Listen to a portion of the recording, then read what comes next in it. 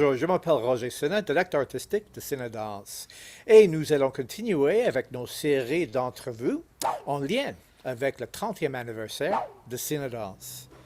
Et pour cette entrevue aujourd'hui, j'invite Ghislaine Dauté, ancienne danseuse de Cinédance, de nous joindre. Alors, Ghislaine? Bonjour Roger, mon nom est Ghislaine Dauté, donc j'ai dansé avec Cinadance pendant plusieurs années à Montréal et maintenant j'habite à Vancouver, plus précisément à Coquitlam. So, Ghislaine, parle-nous un peu de ton parcours en danse. Alors, mon parcours en danse a commencé à l'âge de 14 ans. Quand j'étais en Côte d'Ivoire, je regardais beaucoup de films de danse et j'imitais. Et j'ai commencé à prendre des cours de jazz. Et puis, quelques années plus tard, je déménage à Montréal pour aller à l'université.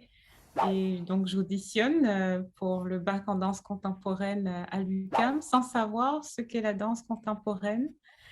Je t'ai déjà raconté, Roger, que les premières classes de danse, on ne bougeait pas beaucoup et je me disais, mais c'est quoi cette danse-là? Euh, Donc, ça a été toute une adaptation de rentrer dans le monde de la danse contemporaine après avoir connu bon, le jazz, la danse africaine, le ballet classique, comme j'avais fait en Côte d'Ivoire. Et puis, en sortant de l'UQAM, ben, j'ai fait beaucoup, beaucoup de ballet pour me rattraper techniquement parce que l'UQAM, c'était très créatif, mais au niveau technique, c'était pas nécessairement fort. Désolé, l'UQAM. Peut-être ça a changé. Ben, en tout cas, quand tu es venu donner un workshop à l'UQAM, moi, je pense que j'étais en première année. Donc, ça devait être en 1998 ou 99. Alors, on s'est pas rencontrés avant, je crois, 2005. Et c'était un autre atelier qui s'appelle Springboard, qui est ici à Montréal, dans les Divertimento, un studio de ballet ici à Montréal. Et oui, je t'ai vu et wow, j'étais tellement impressionné par le progrès que tu as fait. Peux-tu nous parler de ton expérience à Springboard, notre expérience à Springboard? Ça a été aussi une histoire intéressante parce que je me suis rendue jusqu'à la fin des auditions et à la fin des auditions, j'ai reçu une lettre pour me disant, ah, sorry, we're happy we made it that far, but you were not picked. And so, je suis partie dans une petite retraite pour me consoler. Et de là, je reçois un appel de la directrice du Springboard, On se connaît Alexandra très Wells. bien. Ouais, c'est ça. Et elle m'a dit, j'ai fait une erreur. Bon, J'ai reçu les vidéos que tu m'as envoyées et puis dans lesquelles tu danses et tu chorégraphies. Je pense que j'ai fait une erreur. J'aimerais ça que tu viennes comme danseuse et comme chorégraphe. And so, c'est comme ça que j'ai fait le springboard. Et puis là, on m'a mis dans... je pense que j'ai été mise justement dans ton workshop. C'est ça, donc moi, j'ai repris contact avec ta façon de bouger, ton langage et tout ça. après ça, je t'ai approché. Je t'ai approché pour faire quoi? Alors, tu m'as approché, j'étais tellement contente, mais je le cachais. Et ça, c'était justement la journée où on a présenté à l'usine C. Et tu m'as approché pour reprendre un rôle dans Apricot Trees Exist. Parce que je pense qu'une danseuse quittait. Donc, je pense que j'avais genre 2 semaines ou 3 semaines pour apprendre le rôle et c'est ça, embarquer dans la fin de votre tournée, je pense.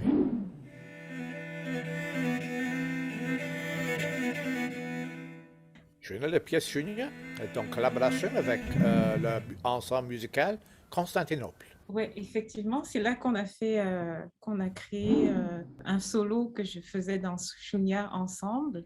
Oui, comme dans plusieurs danseurs dans cette pièce-là, je les ai fait improviser. Et à travers cette improvisation-là, on a créé de très belles solos. So, à travers toutes ces improvisations, on avait créé un solo qui mélangeait mon style et le tien parce que c'était très important aussi pour respecter le vocabulaire que moi j'avais créé en lien avec le danse indien. Le solo que nous avons créé ensemble dans Chenier était en collaboration avec une des musiciens de Constantinople, Pierre-Yves Martel. Il y avait aussi le duo que tu as fait avec Tanya Crowder, avec qui était Bastien qui joue le 7 heures.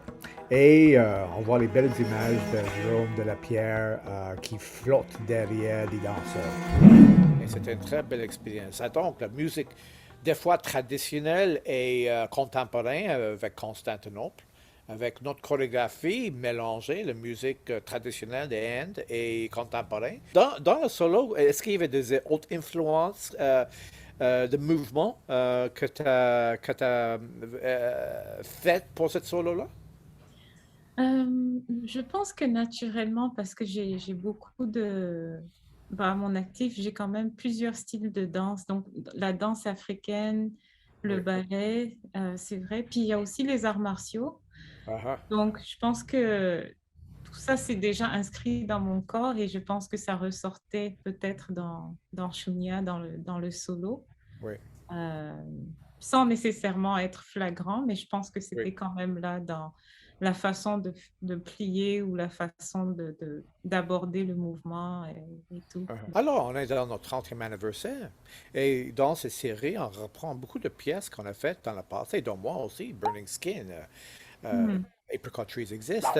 Comment est-ce que tu vois cette pièce maintenant, quand on regarde? Parce que je t'avais demandé de réinterpréter un solo de Chunyu, donc le même solo qu'on avait parlé tantôt. C'est quoi ton feeling quand tu le regardes maintenant? Je me dis, oh wow, j'étais en forme. Oui. Mais Ouais. en fait, mon feeling, c'est un peu la curiosité parce que je me dis, ça va être quoi de le reprendre avec le corps que j'ai maintenant. Parce que comme tu sais, j'ai eu des blessures. Il y en a qui ont guéri, d'autres qui sont là. Et puis, ça a d'ailleurs été toujours pour moi une source de curiosité.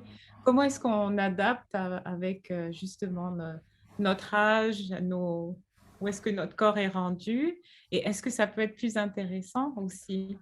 Donc c'est un peu avec curiosité que je veux aborder le solo. Mais la pièce en général, je trouverais toujours que c'est une belle pièce très organique que ce soit au niveau des images et de la fluidité. C'est vraiment un langage très organique, Shunya. Je t'ai invité et de faire une autre pièce avec moi parce que c'était pour remplacer une danseuse classique contemporaine indienne. Alors pour moi, c'était très important pour avoir quelqu'un de vraiment unique pour ce rôle-là. C'était pas parce je ne cherchais pas nécessairement quelqu'un d'indien pour le faire, mais quelqu'un de vraiment unique. Et c'est pour ça que je pense à toi pour interpréter le rôle de Natasha dans Thread, parce qu'il y a une année, elle ne pouvait pas le faire. Et est-ce qu'on peut parler de cette expérience avec Thread? Ah oui, Thread, ça avait vraiment été une belle expérience. J'aimais beaucoup le vocabulaire et c'est sûr que Natasha Bath a un corps peut-être très différent du mien, mais c'est ce qui est drôle, c'est qu'en regardant ce qu'elle faisait et ce que je faisais, des fois, je ne savais pas qui était qui. C'est arrivé une ou deux fois que je me disais, surtout qu'à cette époque-là aussi, j'avais les cheveux courts comme elle. Mhm. Et donc à un moment donné, je me suis surpris à confondre moi-même et Natacha, ce qui a été intéressant pour moi. Je me suis dit, ah, j'ai vraiment adapté le vocabulaire, donc j'étais contente.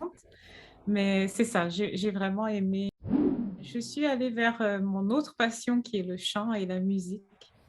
Et j'ai commencé une formation à Vanier, au Collège Vanier en chant.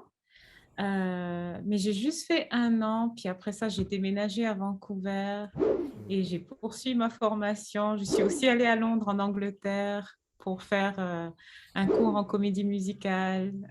Donc c'est ça. Puis de fil en aiguille, Pleure pas, mamie, pleure pas, voilà, maintenant, j'ai fait mon premier mamie. album, Quand il ou faut rather que la EP, mort Extended soit en Play. Et rêve, quand il y a voilà, je mort suis dans le monde qu'il de la faut. musique. Oui, mon premier album,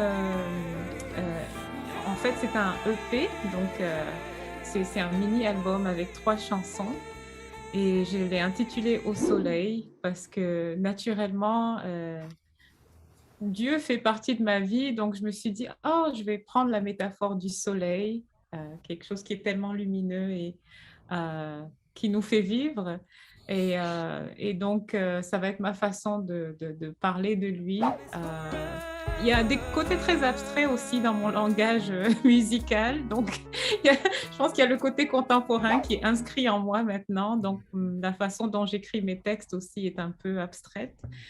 Et puis voilà, en fait, le premier EP est en français, mais c'est mélangé avec de l'anglais, puis un peu d'espagnol et très multilingue, en fait. Donc voilà. Est-ce qu'il y a des projets en avenir que tu vas faire?